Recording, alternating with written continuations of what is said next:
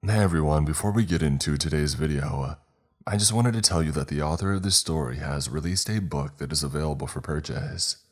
Check it out if you're interested. Also, if you like other stories like today's story, a link to the author's webpage will be down below. Check it out and show some support. In November of 2018, I moved from my cozy two-bedroom apartment in Toyama City into the town of Aurora, Fukui. It wasn't a voluntary decision. These things happen a lot in Japan. Most of my coworkers have transferred at least 7 or 8 times. The company operates dormitory-style apartment buildings for the younger, single employees to live in at a very low cost. But I have always preferred to separate my home life from work. The expenses, of course, significantly higher, but the trade-offs are worth it. The trip wasn't overly long, about 90 minutes by car. Aurora City is in the north of Fukui. It shares a border with Ishikawa Prefecture, which separates Fukui from Toyama. It wasn't what I had hoped for. I would have preferred to live further south, Fukui City or at least Sakai, somewhere with a little more semblance of a civilization. But the order to transfer was given at the last minute, and beggars can't be choosers.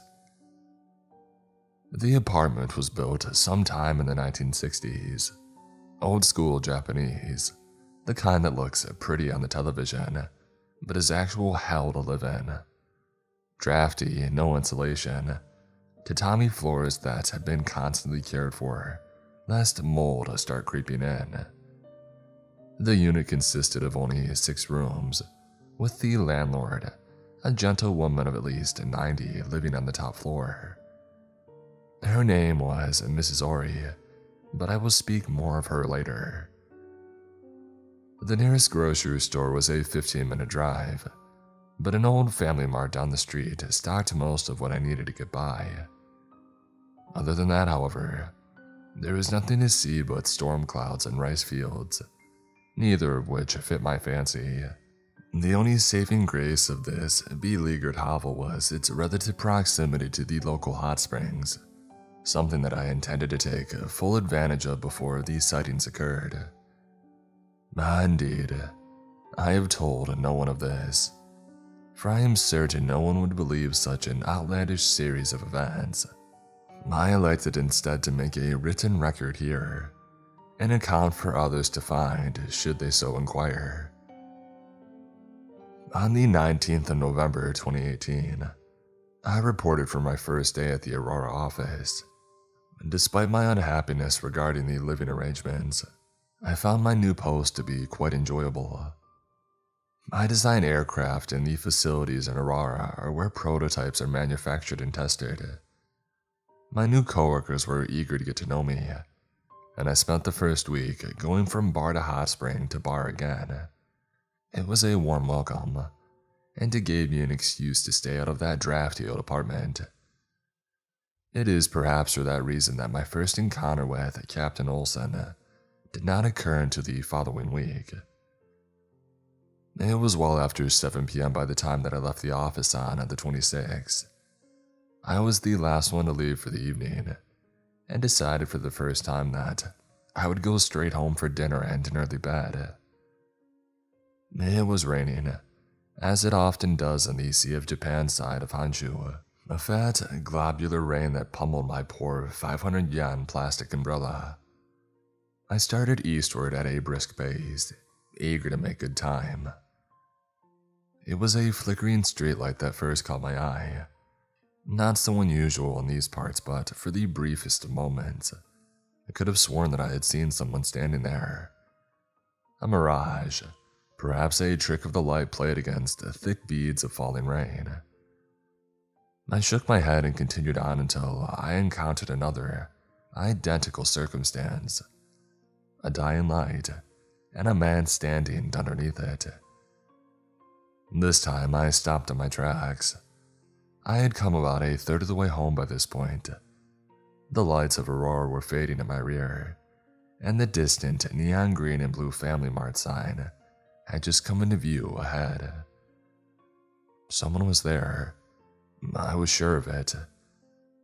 A thinning man of a similar height.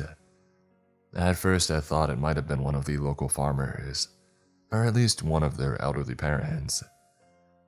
In this part of Japan, it's not unusual for folks in their 70s or even older to keep at it, even if they can barely remember who they are. Worried, I called out to the man, but received no response. He stood perfectly still, like a statue in the storm.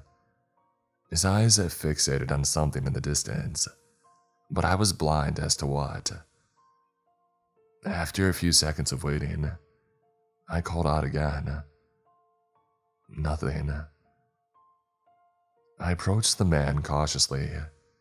Aurora might be the safest place in the whole country, but it never hurts to be careful.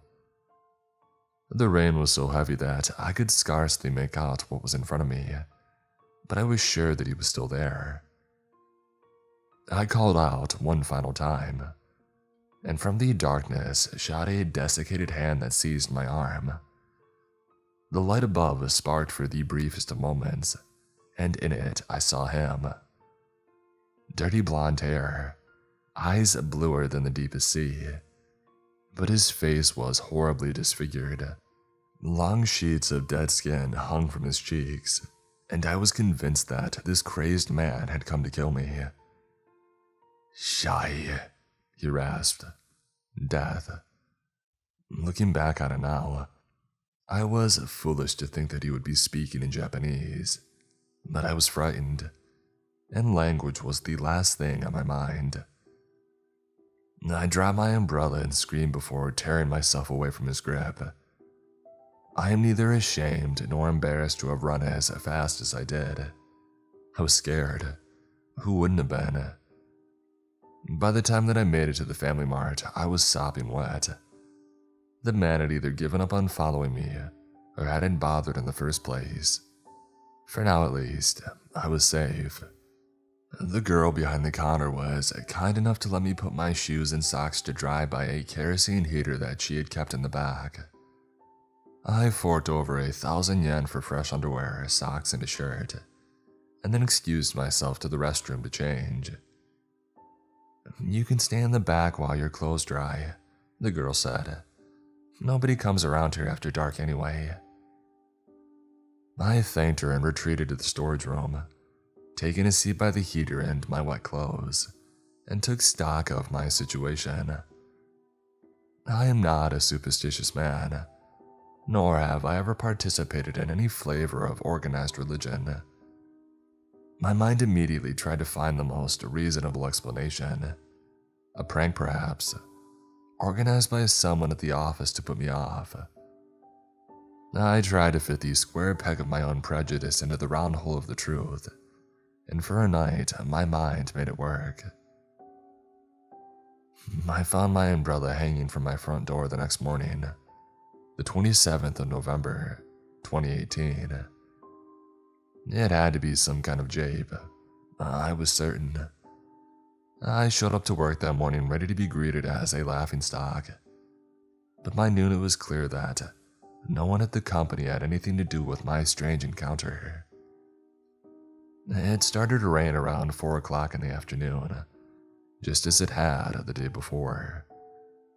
I did my best to leave early, but my supervisor would be having none of it, and once again I found myself the last to depart.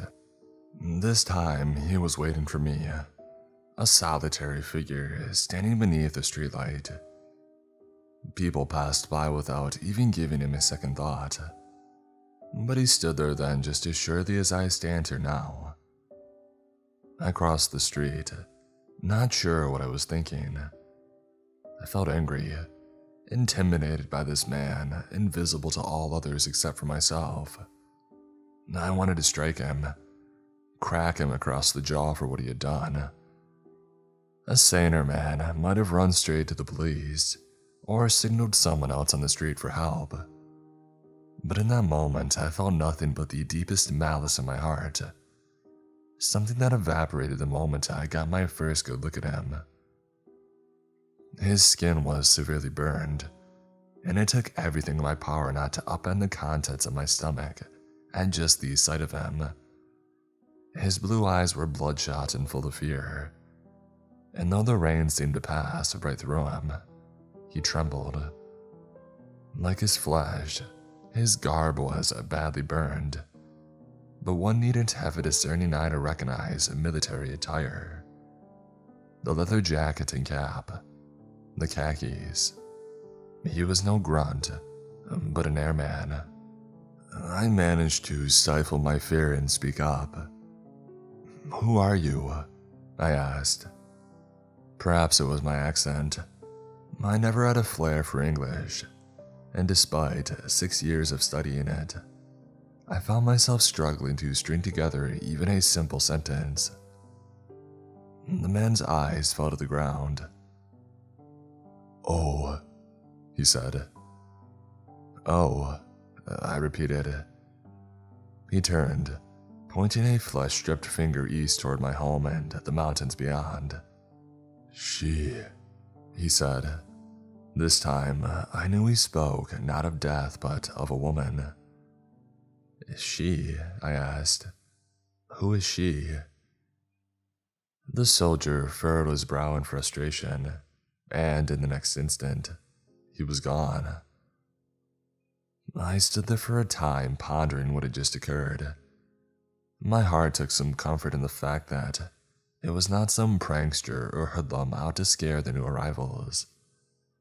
And though I had no inkling as to what the shade wanted, I resolved in that moment to discover as much as I could. After that night, the sightings continued in a regular fashion. Under a streetlight, somewhere on the road between the office and my home. At each encounter, I attempted to communicate with them, but never got more than a finger pointed at the eastern mountains. She and oh. At some point, maybe after the 4th or 5th meeting, he began following me home. It seemed perfectly natural. In fact, I had grown used to asking the old ghost questions between the streetlights, even though he could not answer. He never quite made it all the way to my apartment, stopping just outside of the Family Mart where he would point one final time to the east and then disappear. In what little free time that I could find, I began a cursory research of the Fukui region during and after the war, but details were sparse. Most historians, contemporary and of the age, focused much more on the nuclear strikes performed on Hiroshima and Nagasaki. It wasn't until the 27th of December, a full month later, that I caught a break. On that day, I decided to hop on the local and take a trip down to the History Museum in Fukui City. I phoned ahead and scheduled an appointment with the curator, a gentleman by the name of Mr. Oshino, who also happened to specialize in Imperial-era Japan. Fresh snow had blanketed the streets, but I managed to trot my way from the station without any major hiccups. For the sake of brevity, I won't go into full detail about the trip. Instead, I will sum up as best as I can the events of which I learned, though it may be unkind to those who would die to do so. On the 19th of July, 1945, the United States launched no less than 120 B-29 bombers from the Marianas on a course to Fukui. They carried a payload of nearly 900 incendiary bombs and flew with orders to level the city's industrial capabilities. Like most cities in the region, Fukui held little military importance and defenses were sparse. From the viewpoint of the Americans, the raid was a resounding success. Casualties were estimated at just under 1,600 individuals, and the subsequent inferno consumed more than 80% of the city, leaving the vast majority of survivors homeless. The Japanese defenders managed to down only 3 American bombers that night, a small price to pay in such a large war. Of the 3 bombers that had been destroyed, 2 of them came down in open fields just north of the city. The pilots and crews had been killed in the crash, and their remains returned to the U.S. Army upon the closure of hostilities. The third, however, piqued my interest. According to Oshino, the third plane had been struck by anti-air artillery and was seen losing altitude on a trajectory north of the city. The aircraft never made it back to base, and as such was counted as a loss by the Americans. Unbeknownst to them, however, the Japanese had also failed to find the downed plane. No record of what had happened to the bomber or its crew was ever recorded. The curator must have thought me as some kind of mad modern treasure hunter, out to find old war relics. Perhaps I put Mr. Oshino off, as I'm sure it came off as if I cared only for the fate of a single American bomber, and not of the thousands of civilians killed or displaced as a result of the attack. Regardless, I thanked him, and sped directly home with the information fresh in my mind. I harbored no illusions of being able to locate the lost B-29 and his crew. Instead, I decided to focus on compiling a list of American soldiers marked as missing in action in Japan. To my dismay, this proved to be no mean feat. Online archives at the time had no ability to filter by year of loss, nor could I separate European from Pacific theaters of war. All told, I spent nearly 4 weeks searching over 800 pages of names to find my missing 11. I'll be the first to admit that my search had become something of a major obsession. I became quite the regular at the local library, consuming books both on the history of the war and the aircraft that had served in it with equal fervor. To release the frustration, I purchased various model kits of not just the B-29, but smaller fighters like the F-4U and the P-51 as well. Within a month, my little tatami room had turned into a gallery of warfare. I couldn't get enough. My final list was compiled on the morning of the 1st of February 2019. I could hardly wait to get it to the soldier, who still followed me nightly from my office to the edge of the Family Mart. I printed the 11 names as cleanly as I could on a piece of paper that had come with my model B-29, and then went to one of the longest days of work in my life. I left the office at 6:30 in the evening and encountered the soldier under a street lamp just outside of the city. Excited, I reached into my briefcase and proudly presented the fruits of my labor. "Is this you?" I asked after reading the first name. The soldier was unresponsive. Undeterred, I went through each of the 10 other names. "Oh," he said after I read the last name. "Oh," I asked again. The disappointment was probably written all over my face. I didn't know what I expected to happen. Something, anything. But in the end, there was only "oh" and "she." I looked back down on my list. Of the 11 soldiers, 2 of them had a last name starting with the letter O. Lieutenant Daniel J. Ott listed as radio man, and Captain Reginald T. Olson as the bombardier. I read both names to him again, but when no reaction was made, I threw the paper up in exasperation and walked away. Again, my surprise when not 2 minutes later, the old ghost was standing under another streetlight ahead of me, my list in his bony hands. "Do you remember?" I asked, drawing closer to him. His eyes were glued to the paper, and as I came to his side, I realized that it was not the names that he was looking at, but a picture of the model B-29 that was printed on the back. "She," he said, pointing at the picture. "She." The bomber," I asked. "The bomber is she?" The soldier nodded. "She." he said, lifting his finger up and pointing to the east. I cannot describe the palpable excitement that I felt in that moment. The first step in understanding this grizzled soul had been more than 2 months coming. It only took a few seconds for me to realize, though, what a task had been laid out in front of me. East? How far east? The bomber had sat there for nearly 3/4 of a century, and it had never been found. What hope did I, a single man, have at locating it now? I kicked my feet against the earth and cursed my own folly. It was the middle of winter. Even if I possessed the resolve to search for the crew, I was not about to prance around in the snow-covered wilderness with little sense of direction and zero experience. In a word, I was screwed. I felt stupid. Stupid for allowing this apparition to dominate my every thought and action for so long. Stupid for believing that there had been some deeper meaning to me meeting this tortured soul. For a whole month after that night, I paid the soldier no heed. I thought that he would eventually get tired of trying, that he might just one day disappear from my life and never return. But every night he was there. The smoldered ghost standing under a streetlight, forever staring into the east. On the 3rd of March, 2019, I received a call from my parents that my grandfather had fallen seriously ill and wasn't expected to last more than a few days.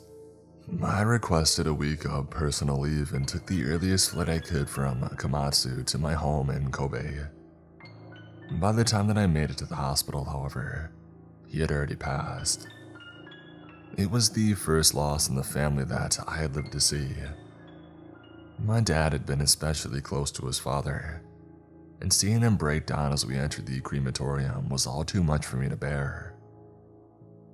The body was moved with great respect into the furnace, and as I stood there watching my grandfather be turned to ash, my mind turned to the soldier. I thought of his blackened flesh, his charred clothes. I thought of the thousands of Japanese who had burned in the fires of Fukui in 1945. I thought of the American airmen, consumed by fire all around them as their bombers were shut down. All of them reduced to ash and dust, returned to the earth from whence they came. I spent 4 days in the home of my parents. At the end of the week, I booked a train ticket back up to Fukui and returned to my home in Aurora. The weather had warmed considerably in my absence. Spring was just over the horizon, and the long winter's thaw had begun. I had a full weekend still in front of me, and decided to spend it cleaning. I bought a glass display case for the model planes that I had built over the months, and I set it between the window and the television. At 5:15 on Saturday evening, I answered a call from the landlady, Mrs. Ori. She mentioned that a few folks from my company had come by, and they had left flowers for me to pick up upon my return. I offered to run upstairs to get them, but she was rather insistent on coming down to see me in person. Before I could refuse, she was already at my doorstep, an arrangement of lilies in one hand, and a glass Tupperware full of food in the other. "You poor thing," she said as she removed her shoes at the entryway. For a woman who had been alive for close to a century, she was exceptionally well-spoken. She showed no signs of mental deterioration, and always wore a smile. I invited her in and offered her a seat at my dining room table. I took the flowers and set them by the window. Outside, the sun was setting, and the sky had turned a lush orange. "Are you eating?" she asked. "I cooked up a few things for you. Why don't we have dinner together? A full stomach is the cure for the blues. That's what I always say." I couldn't help but smile at Mrs. Ori's kindness. It was the first hint of normalcy in my life since the previous week, and a welcome one at that. Hungry more for conversation than for food, I invited the kind landlady to stay for dinner. and together we shared the wonderful meal that she had prepared. At some point, I excused myself to use the restroom, and when I came back, I found Mrs. Ori standing quietly by the display case. Her eyes stared vacantly at the Model B29 that I had built, and the warmth and vitality had drained from her face. I joined her in front of the glass and gazed at my collection. "Mrs. Ori," I said after the silence had stretched too long. She started. "Oh, I'm sorry. I was just so taken with your models here. They're so very real. How long have you been collecting them?" "Just started this year," I answered. "I've loved planes my whole life, but the ones that I design and work on are all luxury liners compared to." My eyes had moved from the models to Mrs. Ori and the paper that she held between her hands. It was my list of 11 missing airmen, the fruit of all the searching that I had done. "I see," she said, the color slowly returning to her face. She turned and looked up at me with perplexed eyes. "By any chance, have you encountered a ghost along the road since you came to Aurora?" I wanted to reveal nothing of my experiences, but it was written plain upon my face. I could not hide the truth from her, and my hesitation was the only answer that she needed. Mrs. Ori and I took a seat at the table once more. She set the list of names between us, only speaking after several minutes of silence. There was so much said that night that still haunts me to this day. Shared memories of people gripped by madness and desperation, something that I will refuse to speak of until the end of my days, and only summarize here because of its necessary relevance. When I had spoken to Mr. Oshino about the bombing, it was as if listening to an account written in a textbook. Dates, numbers, lists, casualties, all important things that did everything to show the scale and nothing to display the horror of what had happened. Mrs. Ori's account, on the other hand, was everything that Oshino's was not. Fear, anger, misery, every unquantifiable feeling and action laid bare as threads of our pitiable existence. On the night of the 19th of July, 1945, Ori had been asleep in her bed. Her home in Aurora was roughly 20 kilometers north of Fukui City, far enough away that the initial clamor of anti-aircraft fire did not disturb her.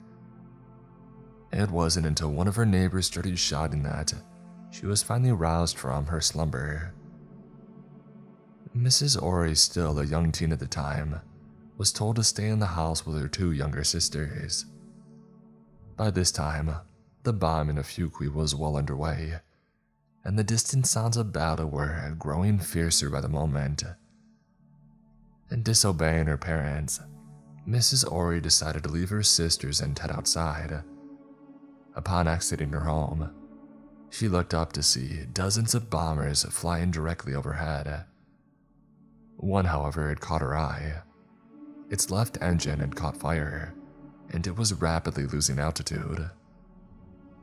The craft faltered until finally, it had disappeared behind a line of trees to the northeast. The raid was over in less than half an hour. In the distance, the city of Fukui was burning. Most of the men, including Ori's father, ventured south to offer assistance to the survivors. In the following days, the first refugees began to appear. Burned, broken individuals had marched north in search of safety and aid. Through all of this, young Ori's mind was focused on that single bomber that she had seen crashing from the sky. She felt drawn to it, and 2 days after the attack, she set out to find the fallen super fortress. By noon, Ori found herself half a kilometer north of the abandoned Myuuji quarry.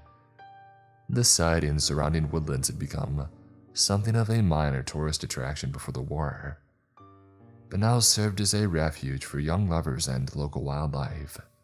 It was here that she found something that caught her eye. A large, square sheet of steel with the words, "Old Nessie," printed on it. She had found the bomber. A brief survey of the nearby woods soon turned up more wreckage, and before long she had found herself standing at the rear of a heavily damaged fuselage. Cautiously, she circled the plane until she had come to the front, where she found 2 dead bodies and a severely wounded man lying next to both of them. The man, identified as Captain Reginald T. Olson, had suffered a broken leg and several lacerations across his chest and arms. Pitying the man, Ori decided to render what aid she could. She used what supplies she had to bandage his wounds, and then helped him to a more comfortable position at the side of the fuselage. For the next 2 days, Mrs. Ori continued her journey in secret back and forth between her home in Aurora and Old Nessie. On several occasions, she had found the captain with a pen and notebook in hand, a journal of some kind, she had thought, though she spoke no English and could not ask. Despite the aid that she gave him, his wounds were grievous, and it was clear that he would die without proper medical attention. What she didn't know, however, is that her strange behavior had not gone unnoticed. On the 3rd day, she was followed by another girl, who witnessed her providing food and water to Captain Olson. Rumors quickly spread, and before she knew what was happening, a small mob made up largely of refugees had encircled her home and demanded that she take them to the dying captain. At this point in her tale, Mrs. Ori began to weep. The memories quickly overwhelmed the woman, who could only sit and watch as the furious homeless descended upon Old Nessie and its lone surviving member. They picked up the man and tied him to a tree, and then took turns debating what to do with him. In the end, it was decided that his fate should be the same as the fate that he had dealt to their beloved home. He would burn. Ori begged them to stop, but it was too late. A makeshift pyre was built at his feet, and gasoline poured upon it. The leader of the mob returned to Ori and forced her to the front, and then handed her a box of matches. "Prove you're still Japanese. Burn the American or burn alongside him." Tears in her eyes, she lit the match and looked up at the dying captain. His face was stone. He showed neither fear nor regret. He couldn't have known what to say, but he must have known what they were asking of her. Silently, he gave her a nod and closed his eyes. He didn't scream. After the deed was done, the murderous group resolved to tell no one of what had happened. Ori returned home, never to venture into the woods around the quarry again. On the 15th of August, less than a month after the incident, Japan had surrendered. It was on that night that young Mrs. Ori began encountering the ghost of Captain Olson.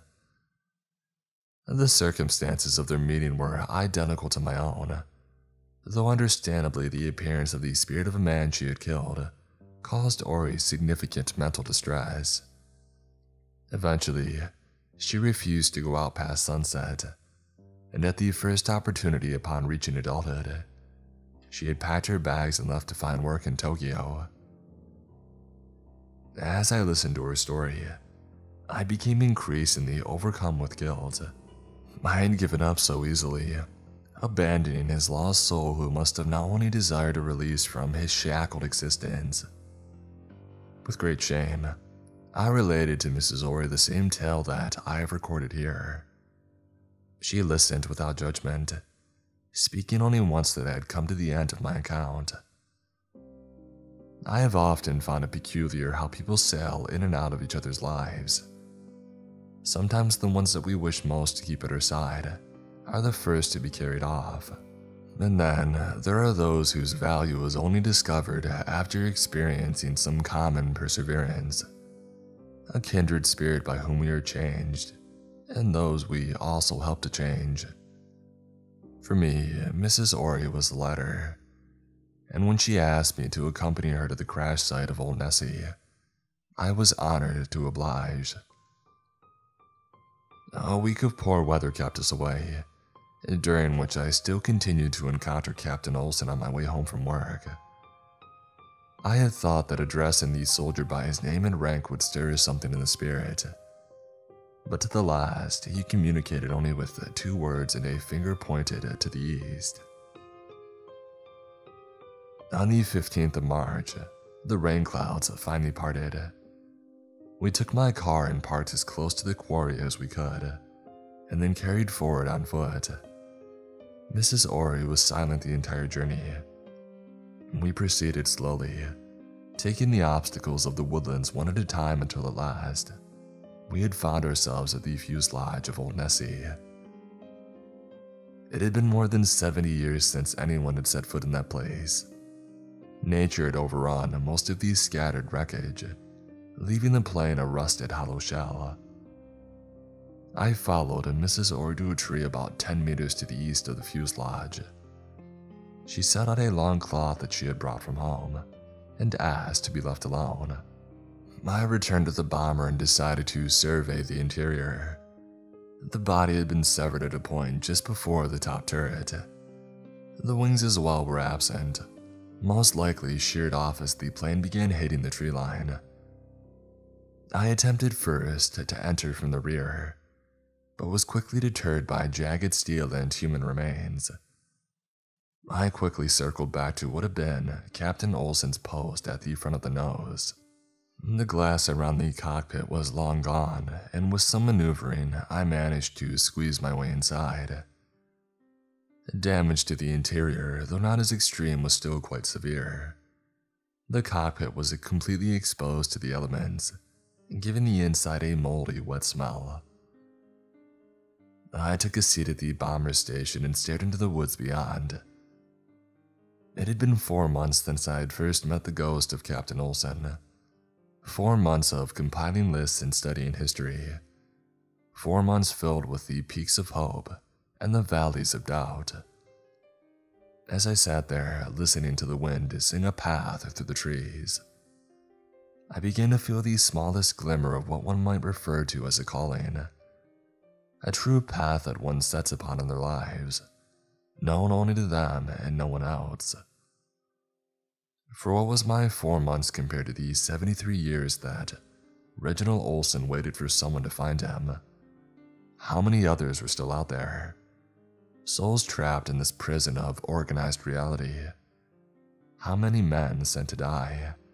How many lives taken? How many homes burned to cinders? Lost in my thoughts as I was, I barely noticed when my elbow bumped against a small compartment, knocking it open. My ears heard something soft hit the metal floor, and when I looked down, I found a passport-sized notebook, the initials RTO embossed upon it. I retrieved the notebook and exited the cockpit. Mrs. Ori still sat on her knees in front of the tree, only now she was no longer alone. To her side stood the ghost of the captain, whose hand she held as she wept. In those last moments, he turned to look at me.